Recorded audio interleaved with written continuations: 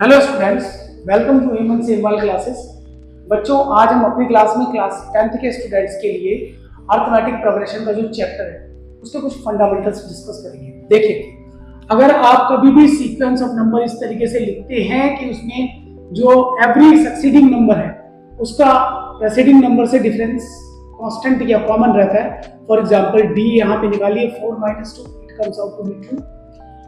Late us say 6 - 4 it comes out to be 2। Difference is common और इस तरीके का सीक्वेंस आपका अर्थमेटिक प्रोग्रेशन कहलाता है। किसी भी अर्थमेटिक प्रोग्रेशन की जीटी यानी कि जनरल टर्म अगर आपको दी जाती है तो जनरल टर्म के बेस पे आप अर्थमेटिक प्रोग्रेशन आसानी से निकाल सकते हैं। So what is the GT? It is in general a + n - 1 d।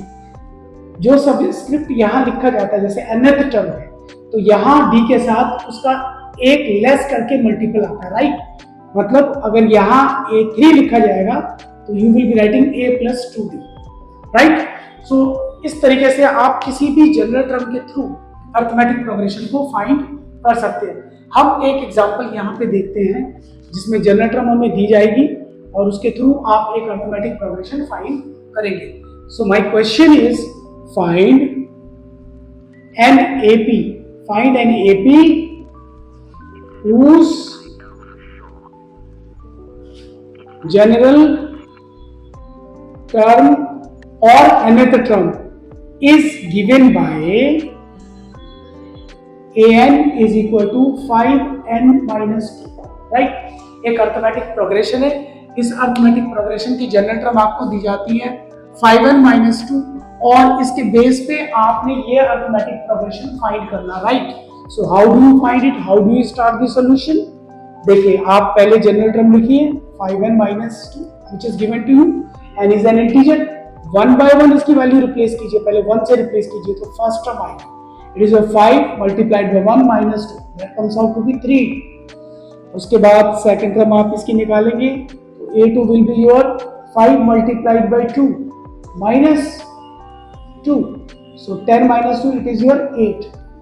एक और टर्म हम फाइंड कर लेते हैं 3 रख के, लेटर से 3 रख के हम थर्ड टर्म फाइंड करेंगे और वो टर्म आप फाइंड करेंगे तो जो थर्ड टर्म आपकी इस केस में आएगी that third term comes out to be letter से n = 3, so a3 comes out to be 5 multiplied by 3 - 2 15 - 2 13।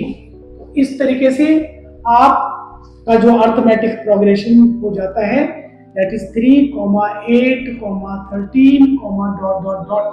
This is your required or desired arithmetic progression।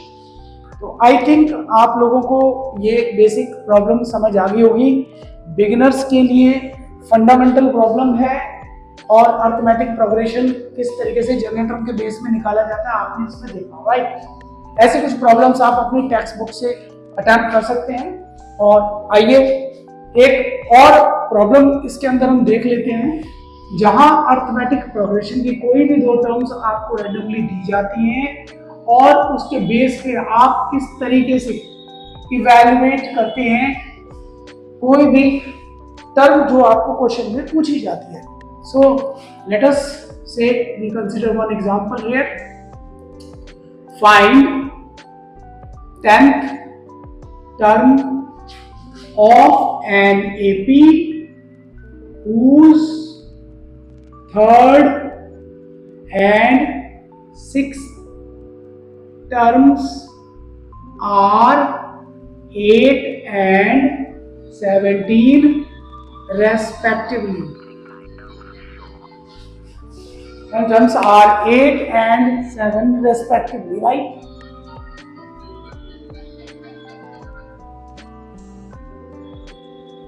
So let us see how do you solve it।